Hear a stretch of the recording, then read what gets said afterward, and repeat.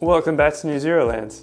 So before I sold my Zero, I wanted to go on one last ride to do an acceleration test, like 0 to 100 km an hour, to see if it was any faster with the new Calfee motor, because it felt a lot more powerful. So I did my run right past the cop, and I knew I screwed up immediately because I was going 100 on a road that has a speed limit of 40. The speed limit is actually written on the road. No amount of kittens could save me this time.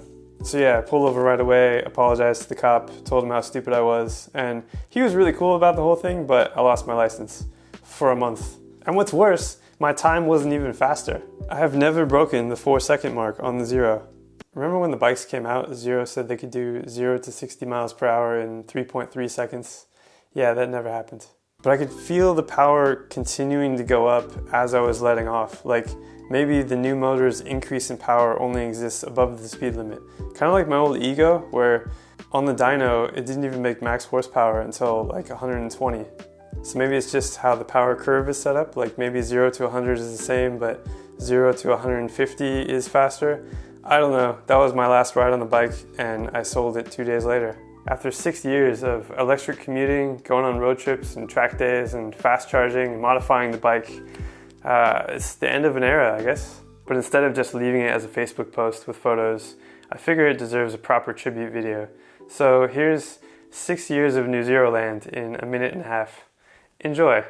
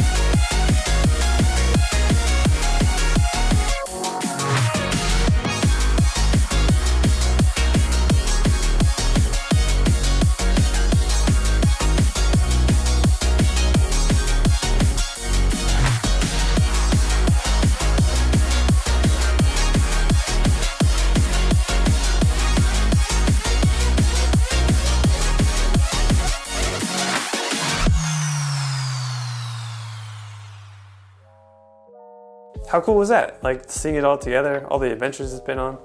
It's been a good time. It's been a roller coaster, but I've had fun. And this is the longest I've ever owned a vehicle, so it wasn't easy to sell, but I had to, you know, just for money and garage space. That's something you can't put a price on. And I'm glad I could sell it to somebody who was previously riding a gas bike and now is riding electric. All right, I'm gonna go on a tangent. So there's this idea of potentially keeping your same electric motorcycle forever, right? And as tech improves, you could just swap in the newest battery or the latest whatever parts that are available and make your bike as good as the newest bikes. And this is totally possible. Like, people are doing it now. I have a buddy who just swapped in a new battery into his Zero and he has way more range. And I swapped in a more powerful motor into mine. So all this means that you don't have to build a whole new bike. You can just build a motor, for example, so it's less wasteful. And you get to keep the bike that you've become attached to over the years and actually make it better. But as appealing as that is, I feel like it makes more sense to just buy a whole new bike instead of upgrading the old one. Part of that is so that you don't end up with a whole pile of old bike bits, like what am I going to do with this old Zero motor? And the bigger part is that by selling my old bike and buying a new one, now there are more electric motorcycles on the road. So I'm still riding an electric motorcycle, and now someone else is too. Well, okay, so I'm not riding because I don't have a license, but I have a solution to that, and the solution is racing. So that hill climb I went to a few years ago is this weekend, and I don't need a license to enter.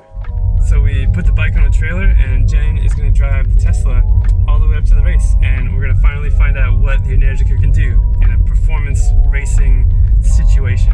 So thanks for watching, and I'll see you guys next time.